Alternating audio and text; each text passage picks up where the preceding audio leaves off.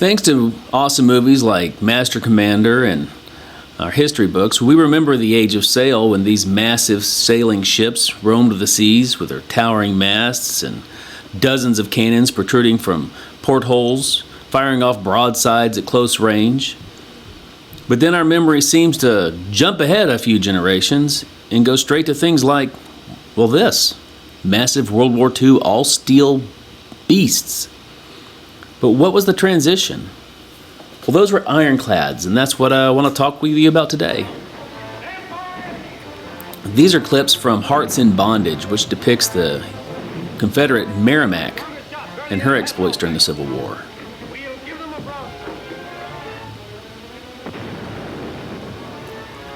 Now, against sailing ships and wooden boats, these ironclads were all but invincible, and even a direct shot to the smokestack couldn't stop them. The Cairo is on display in Vicksburg, Mississippi, and is well worth your trip to see her.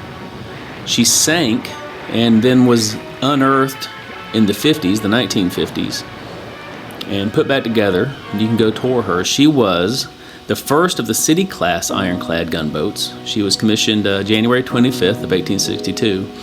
And although she saw limited combat, she did help capture a Confederate garrison at Fort Pillow on the Mississippi. And without that, the Union would not have been able to get the city of Memphis, Tennessee. The Union had to secure the Mississippi River to stop supplies feeding the Confederates.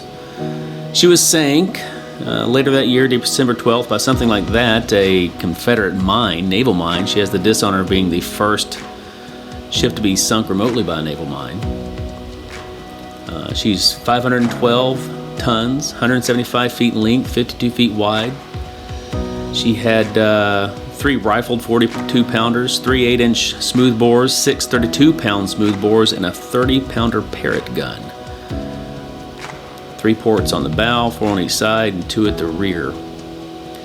She's an interesting ship in that from the front she looks like a normal boat, but the paddle wheel is in the middle, and from the rear she looks a lot like a catamaran. So here's a catamaran with 2 hulls, but she has 1 hull, 3 keels, and there you can see how from the rear she looks kind of like a catamaran that protected the paddle wheel and allowed her to be steered with rudders. And here she is on display in Vicksburg, looking from the rear. The framework, the metal framework, was the paddle wheel. And this is the channel down the middle.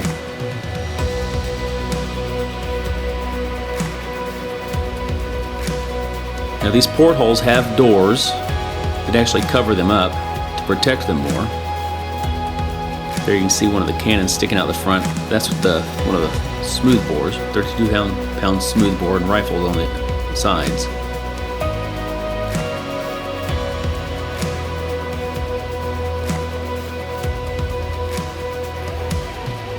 There's one covered up. You can see the doors are ironclad as well. So regular cannon fire would just bounce right off these things. And you can see they're not actually all steel. Most of the boat is just wood. Right there is the 2.5 inches of iron that's backed up by wood. It was between 19.5 and 12 inches thick, depending on different parts of the ship and what the iron was protecting. 2.5 inches. That's it. This revelation, this innovation, was enough to make these all but invincible. And here you can see how the ironclad overlapped, so there was no gaps. Now on the front of the ship, on the sides towards the front, those horizontal bars were added. Those are actually railroad ties. The capstan was like a giant winch they could use to move things like the cannons around the deck. This is looking towards the front of the ship, just looking around.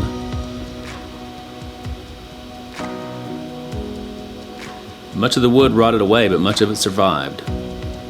And above that capstan is the pilot house, where the captain would have commanded the ship. So there that is up there. The wheel and other accoutrements are gone. And from the outside,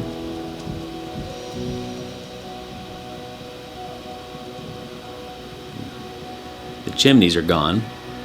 They rebuilt and reconstructed them. These are the broilers.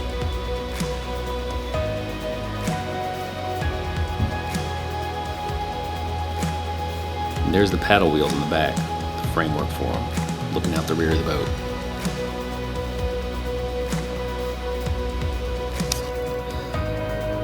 So I hope you enjoyed my tour of the Cairo. She is visible and on display at the Vicksburg National Military Park in Vicksburg, Mississippi.